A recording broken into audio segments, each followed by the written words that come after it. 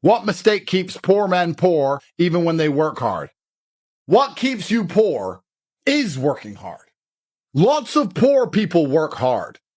When you carry water on your head across the Mozambican desert, because if you don't go on a 9-mile trek each morning to some pump, you're going to die of dehydration. That's hard work. So working hard in and of itself is not enough to escape the matrix. You have to identify opportunities and you have to go first and you have to be brave to do the things that others haven't done yet. You can walk to the pump and get guaranteed water, or you can dig a hole and maybe get unlimited water. But there's a risk that you dig a hole for no reason. You have to take the risk. If you don't take the risks, you're only ever going to be going and fetching.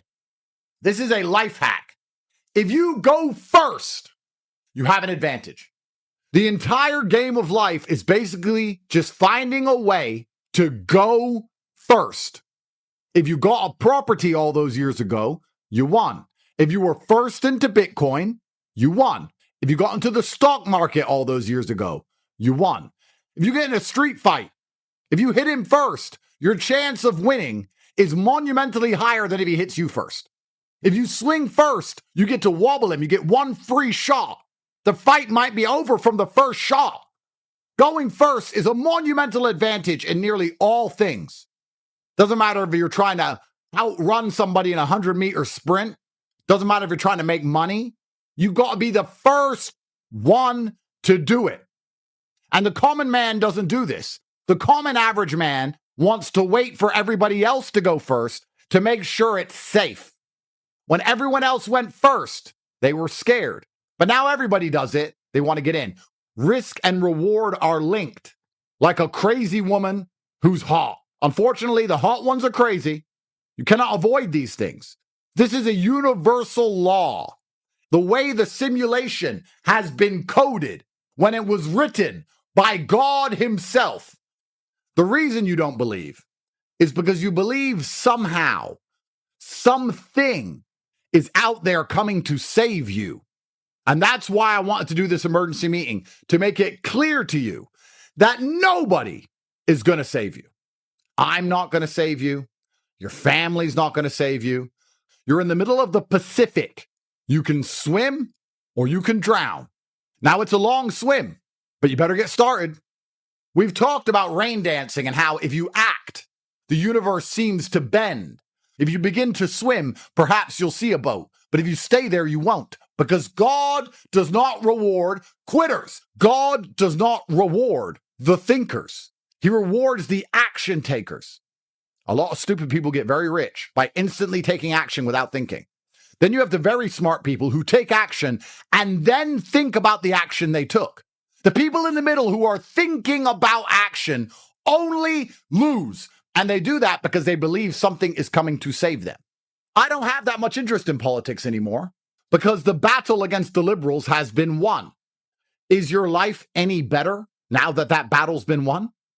You believed by this time, this year, you would be a millionaire. And I ask you, sir, are you rich? No. Do you still struggle to pay your bills? Yes. What has changed? Nothing.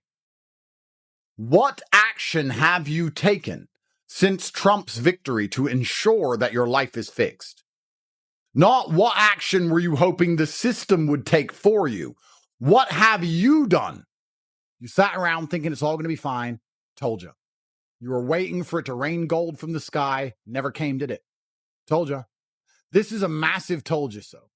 You sat around on your ass praying for knows what, Trump, Elon, aliens, but none of it came, did it? Because you're still in the same room with the same shit girlfriend, broke. And I'm going to remind you of the fact that I told you to get rid of all that bullshit hope from your brain and get focused and knuckle down and work. Was I right?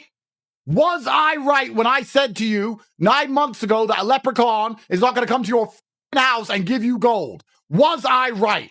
I was completely right. Nothing has changed. None of your dreams have come true.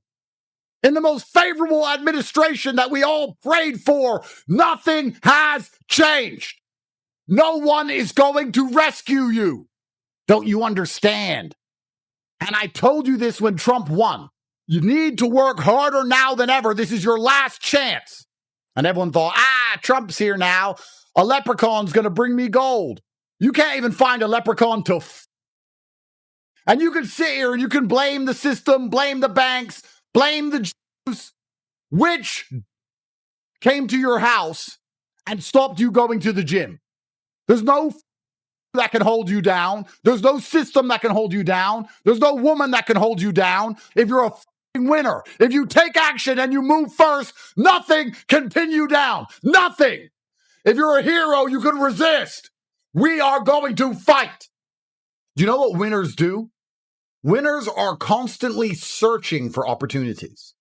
We're scouting, we're foraging, we're looking. How can I win here? You know what's so great about success, gentlemen, and I want you to keep this in mind. Success is the cure-all revenge to everything. You know that ex who really upset you, who broke your heart? She has a new man now and she seems happy. She wouldn't be happy if you got a bunch richer after you broke up and in better shape. If she saw you and goes, wow, he didn't have a six-pack and arms like that when I was with him. Look at him now. I really wish I didn't leave him. Before you know it, she'd hate her current husband and want you back. Success is the best revenge. It's the best revenge on your boss who used to boss you around. It's the best revenge on all those women who don't reply to you anymore. It's the revenge on everyone. It's the silver bullet. The only thing you have to focus on is winning. If you win everything. You don't have to try and get your ex back or upset her or be petty. You need to fucking get rich. Then all of the work is done. If I break up with a woman, I win because she will never get another me. Don't you want revenge on the people who didn't believe in you? Don't you want revenge on your enemies? People who thought you were worth nothing and worthless? Don't you want them to finally feel the sting of regret? Don't you want your exes begging? There's nothing more beautiful than them messaging you. Been a while. That's winning. Guys, there's only one thing that's real in this world. And it's not love. It's money. I'm not trying to be pessimistic. I'm just telling you the truth. Money talks. Money is why your wife pretends she cares about you. Money is why your wife's like, I love you so much, honey. As soon as you lose your job, she's out. You don't go to divorce court and your wife's like, you know what? We're breaking up now, Your Honor, and I still want to take half of his love with me. They don't give a fuck about your love. What do they want to take? Half your money. Money talks. I don't know about you, but me personally, all I ever wanted to do was get rich. I didn't give a if I got rich breaking rocks or got rich being a professional fighter. I didn't care. I was not passionate about some business. I was passionate about money and money only. So, lesson 1, speed. Speed is extremely important in business. Everything that needs to be done must be done fast. People seem to conflate the two, that if you do something quickly, it must be terrible. That's not the case. So whatever you're thinking of doing, whatever the business you're thinking of running, you need to do things quickly. If an airplane is flying, even if its engines fail, it will continue to fly because it has forward momentum. As long as the plane goes forward, it will not fall and fail. Always producing content and always doing everything you can as quickly as possible while maintaining the quality. People have unrealistic, stupid time frames. Everyone thinks things take forever. You have to attack and you have to move quickly. People say to me all the time, I have a business idea. A week later, I'll say, how's your business? You have an idea and it's been a week. People are lazy. People are slow. People are complacent. Everything must happen instantly. You need to go quickly. Nothing can be slow. If you are moving fast, you cannot fail. Speed wins. I can never be depressed if I never slow down. How does a plane fly through the air and defy gravity? Speed. It's moving too fast to fall. If you're always doing things, if you're always making more money, if you're always traveling the world, doing this, doing that, new car, here, there, unhappiness can't catch you. I'm always looking forward to something. And I very much live my life in a frame of, no, I have to do this. It's very much a, I get to do this. I have to go to work today. Change your language. I get to go to work today. Imagine you had no job. Oh, I have to go get the kids. You get to go get the kids because you have these beautiful children who love you.